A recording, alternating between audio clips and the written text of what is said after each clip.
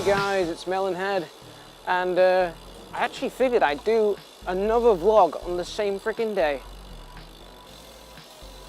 Because I know the other episode I was talking about like films I'd made. Oh god. And I'm stuck behind a white van with a trailer in traffic. Lovely stuff. But yeah, I figured I'd do kind of a follow-up episode talking about part 2 of my ideas and film project. So where did we leave it at? I think we left it at my film I made in the end of 2010, Leave Green, which was as a bit of a catch-up, it was a loving rendition of a man's relationship with foliage. Lovely thing. It's kind of funny actually as well, being that, like, you know, I seem to have not even gone much further from that kind of media really, because one character I've made from my comic strips is a blade of grass. So do I have like a weird fascination with that kind of thing? I don't know. Maybe if you watch Leave Green, maybe I am the main character that's not understood for my love of plant life. Next film I made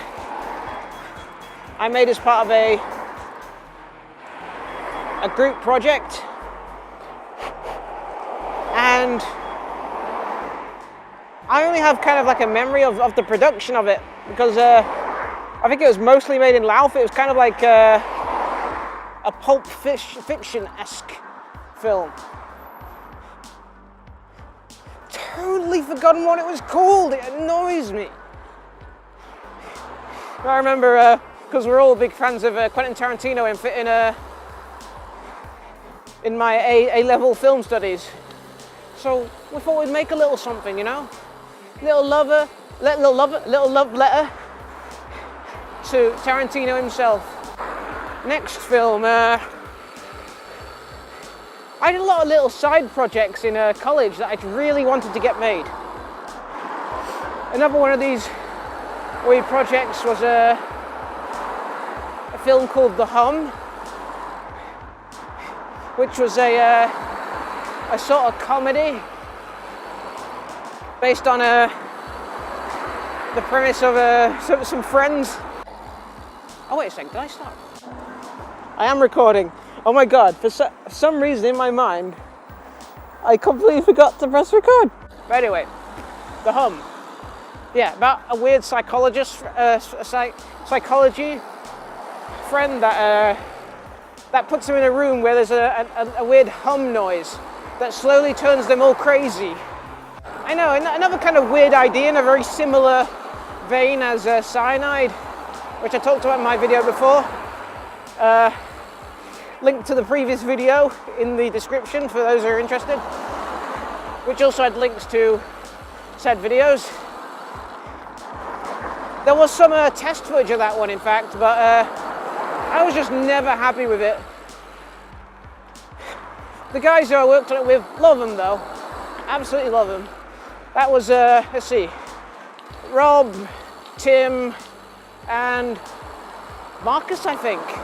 Was it Marcus on that one? I'd have thought so. But apart from that, that's all the story is there on that one, because it never got made. Let's see. The next film on my list, which has is called Harvested, and it was something I wrote. It's actually a fully written script, which is about somebody that gets kidnapped by a family during the apocalypse. And they want to harvest his heart to save their grandfather, because he was dying in like a post-apocalyptic UK, which I still quite enjoy that idea. It's not one of those ones where I look back at it and go like, oh, what the fuck was I thinking? Because I remember I kind of wanted to make a film with characters that you're not really rooting for. Similar to that film Funny Games, where nobody likes the protagonists in it, who are these two serial killers. Either way, tried to make lots of unlikable characters. There was the main character was like a guy who was like a drug dealer out on the wastes, selling it to like kids and all this stuff, and selling them dodgy shit just to like keep himself alive. The other were like a kind of creepy family where you had the daughter was kind of like a bit of a weird kind of daddy's girl, to say the least. The son was some sadistic weirdo that was like clawing his initials into the guy's arm because he got a bit of a power rush from abducting the person. And this script, it just kept changing. I have no idea how I actually finished it, because this is what it was originally about. It was about a shaman, a shaman, like a modern day shaman who takes on an apprentice. And the apprentice finds out that there's a gang of harpies, or is it, no, a gang of banshees that live in the area. Or a gang that calls themselves banshees, either way. And they were extorting him and getting him to give them drugs and stuff, and it's just like, why did I get this idea? So yeah, that happened. Next film I made. This one actually got made. So it's not one you can watch. I talked about this one in my other video about my first semester at uni. So if you want to see more about that one, look for my video, linked in the description again. Let's see, what came after that one? Diddly Diddly Docus. Oh yes, my pen name's namesake, as I like to call it. For anyone that has followed me on DeviantArt, which I doubt any of you have, because I bet most of you don't even know I have one, because I never touch it. But on there, I'm called John Girth of Earth. In fact, I think that's what my my art like page is called. And it was this stupid short film I came up with about 4 wannabe superheroes that managed to screw up something so much that they end up like killing themselves on the first time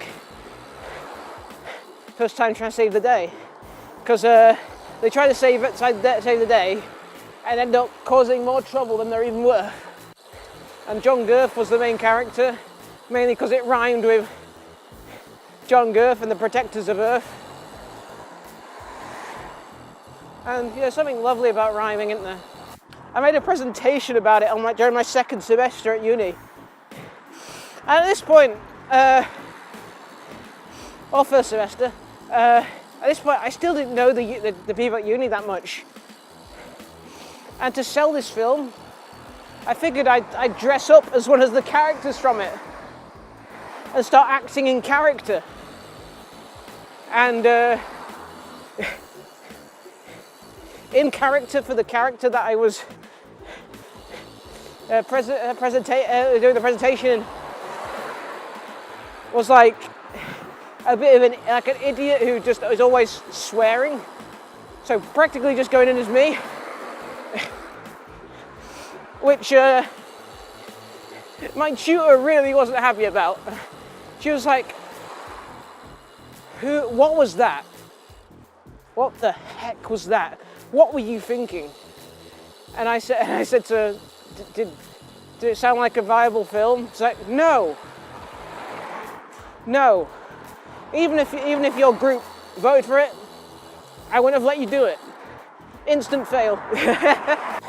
And I think I alienated most of my could-be friends in such an early part of the semester. Good for me, eh? Good for me. The only sequel I've ever made. Would you believe I've made a sequel to one of my films? I'll let you try and guess which one right now, for those of you that are attentive. Here's the timer. 10, 9, 8, 7, 6, 5, 4, 3, 2, 1. I made a sequel for Leave Green, which had completely forgotten the tone of the first one. And what became a serious story about a brother that found out that his son killed himself at the lake. In fact, hodly dodly fucking doodly, we'll go to the lake where my character killed himself. Let's just fast forward to that right now.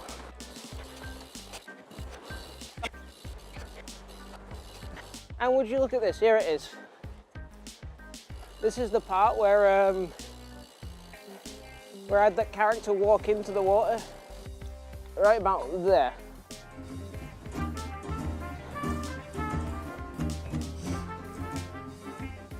And around about there, I had in the sequel, I had a character like kicking that, like at the barrier thing. So yeah, we got to view the settings of one of my films. Also, a shout out goes to all those people that helped me with that film as well. Really big shout out to Julie, if she watches these vlogs. All loves out to you. To all you actually I suck at fuck you, but like, yeah, there we go. Peace to all you guys. It looks like if anyone was in front of me, they'd be quite upset. But I know that I'm giving you guys peace. Peace and love on the planet Earth. Is there anything that's worth more? I did I just don't want to miss out anything. Oh yeah, I did a documentary about a Facebook group that is no longer active, called The Angry Wall, which was like, for a while, was like quite a little haven for people that just wanted to say what they hated happening in the world and all this shit. I really quite vividly remember it because I remember when the Coney 2012 controversy went down, there was a bunch of people arguing about it on there, like saying it's all fake, it's all real, it's all shit, it's all true, which in retrospect is pretty funny because it's, even back then when it came out, people were giving me a ton of shit for it because I was saying, you guys do know this is likely very much bullshit, and they were like, a film moved me, therefore it's real. You know? You gotta be very questioning of all the media you watch, including the stuff I put out. How do you know I'm not lying through my teeth, eh? Would I ever lie to you guys? Would I ever lie to you? Wink. After my documentary about that, I did a documentary on depression, which had my personal experience with depression as well as other people's, which I think it's probably one of my better works, I'd say, but at the same time, I look at it and see all the issues I had with it. Like, how even at that point in my, I was gonna say career, but at that point in my education, I still didn't know what an ISO was. And it really shows in like the opening shot where it's all like grainy, horrible footage. Oh my God. Could it be? Buddy! Hey yeah! Hey yeah! Hey yeah! That's right, yeah, I feel... All right, I'll head home. See you guys. Hey, you pup. See you, puppy. Oh, I think that's a good note to end on. I mean, I do have a few like other little projects and stuff that I've been working on and that, but I think that's practically like an end cap to my film life so far. If anything else comes up, I'll tell you, don't worry about it. Don't worry about it. But anyway, this has been Melon Head. So, toodles my doodles. Enjoy your screwballs. You know those little ice cream things? Yeah, enjoy those.